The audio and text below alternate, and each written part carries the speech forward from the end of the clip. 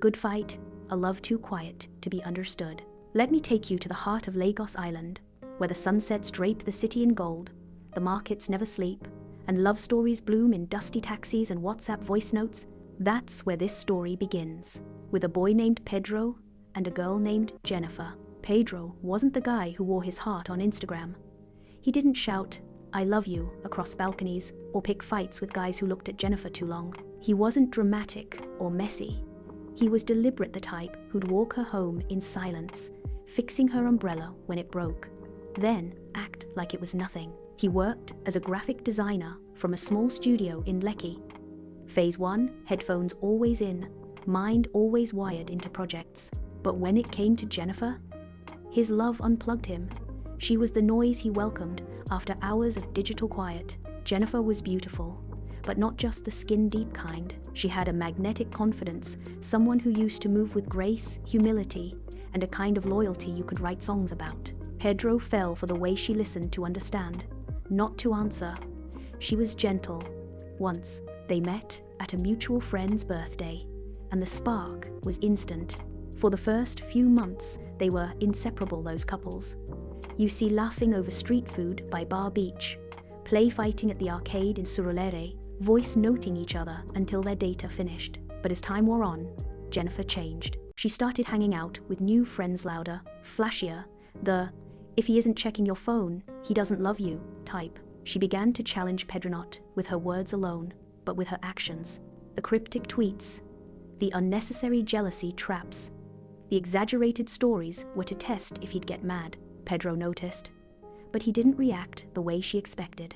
No outbursts, no silent treatments, just calm, still, present. "Why are you so unbothered all the time?"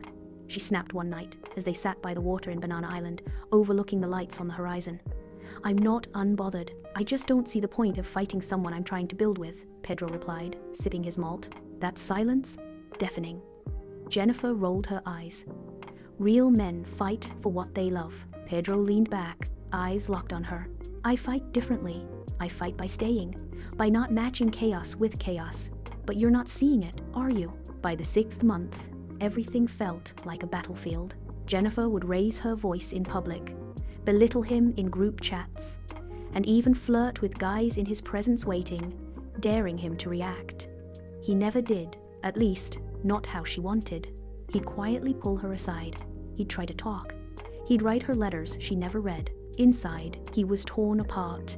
Every time she tried to poke at his ego, he died a little. Every time she picked a fight, he whispered to himself, "Always stressing. Always want to hurt egos. Always want to prove self-right. Always want to prove you stand-up figure." One day, in his small apartment with the red curtains she picked out, Pedro said it.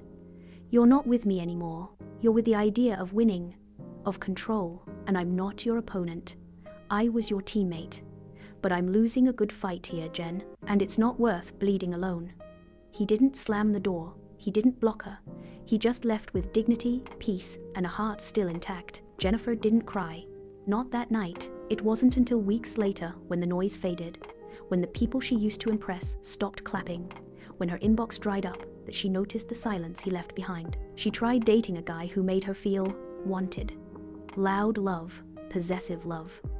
At first, it was thrilling, until it got toxic. Suddenly, her freedom turned into paranoia.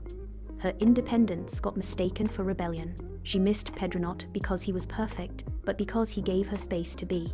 She sat alone one night, scrolling through old pictures.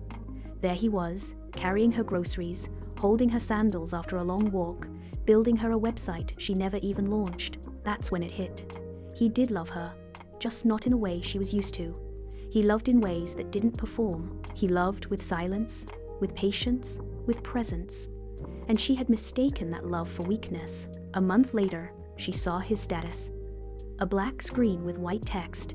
"You always want to prove self-right. Always want to hurt egos. You forgot love isn't war, and you lost the good fight." He. That checkmark? It wasn't a jab, it was closure. Not all love comes dressed in roses and jealousy. Sometimes, it's the quiet ones who love you, the loudest through actions, through patience, and through restraint. But when you confuse peace for passivity, You risk pushing away someone who was sent to ground you. Jennifer fought to win. Pedro fought to keep. And in the end, the good fight was never about being right. It was about being real. So, if you've got someone loving you in quiet, stable, unshiny ways, don't mistake it for lack.